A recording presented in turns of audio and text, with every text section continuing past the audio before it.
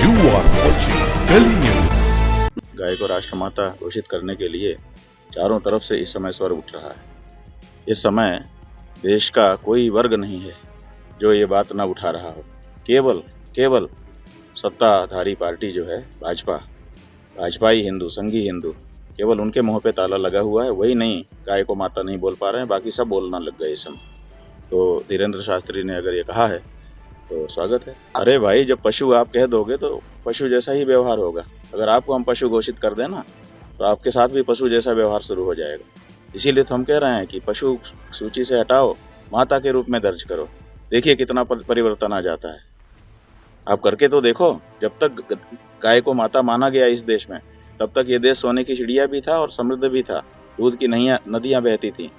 अब आज आपने अंग्रेजों के ज़माने में कैटल में डाल दिया, पशु सूची में डाल दिया। अब अंग्रेज चले गए, आज तक इसका सुधार क्यों नहीं सरकारें कर रही हैं? अंग्रेजों ने पशु में रखा था ना। भारत की संस्कृति में तो गाय को कभी पशु नहीं कहा गया। हमने तो लाखों लोगों से पूछा कि बोलो गाय पशु है कि माता है? सब कहते हैं माता है, पशु नहीं है।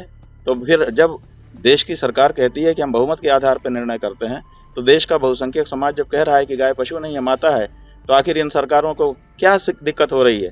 क्यों ये गाय को माता कह के नहीं पुकार रहे हैं? क्या देश की आवाज़ दबा देंगे ये सरकार?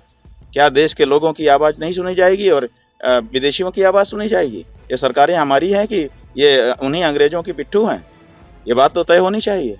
इसलिए गाय को इस देश ने कभी भी, आप पूरा इतिहास पुराण उठा करके देख लीजिए, माता शब्द से नवाजा है, कभी भी पशु नहीं कहा है। पशु कहना पाप समझते हैं हम गाय के लिए। तो फिर भी हमारी वोट लेकर के हमारी ही माता को पशु कह रहे हो, हमारा ही वोट लेकर के हमारी ही माता को काट काट करके बेच रहे हो। ये शर्म की बात है और ये सरकारों को सुधारना ही पड़ेगा।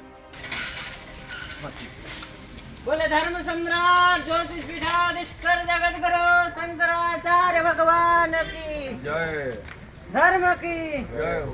अधर्म का नाश हो। कार्यों में विश्व का कल्याण हो। गौ माता, राष्ट्र माता, गौ माता, गौ माता, राष्ट्र माता, वेद की